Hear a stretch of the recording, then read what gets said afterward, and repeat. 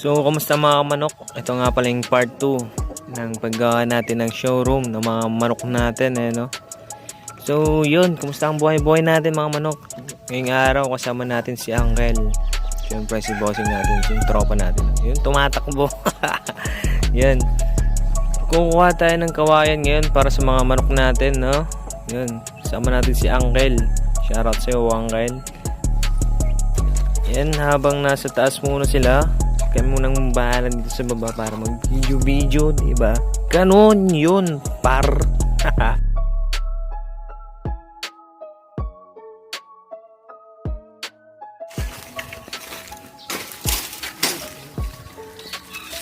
Habang naglilinis si Uncle sa taas, yun, naghahanap muna kami ng pwedeng panggulay.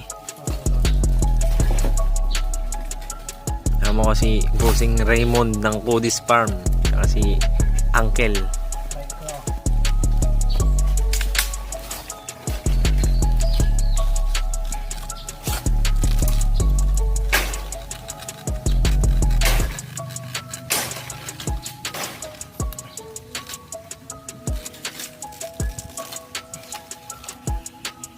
Oh, inang baon. Amoy iya tayo. Iat ng pusa ata.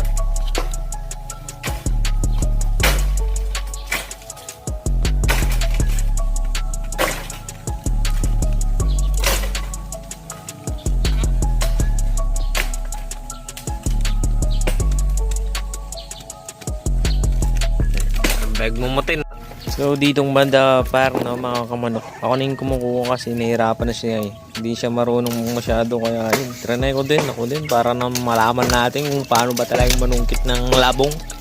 Alam yung guys, yung labong pag panggulay yan par, kasi sarap yan, ano, gata or gulay, kung bigyan mo ng daon ng sili, mga ganyan. Tapos yung ano, yung bagbagkong ba, alam mo yung bagbagkong yan, talaga yan. Tapos bigyan mo ng kunti-kunting mga ano yan, karne, manok, karne, pwede na yan.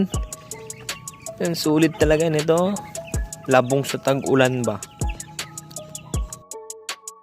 Yun, parang after namin kumuha ng labong, yan, tinawag na kami ni Uncle para manghila ng kawayan. Tinali tayo niya dun sa taas. Naka-fast forward yan para kasi medyo mahaba, no.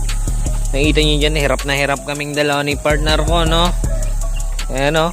Hila time. Yun, hila lang yan mga par, mga kamanok, no. Para sa kinabukasan ng mga alaga na yung manok, para may maganda silang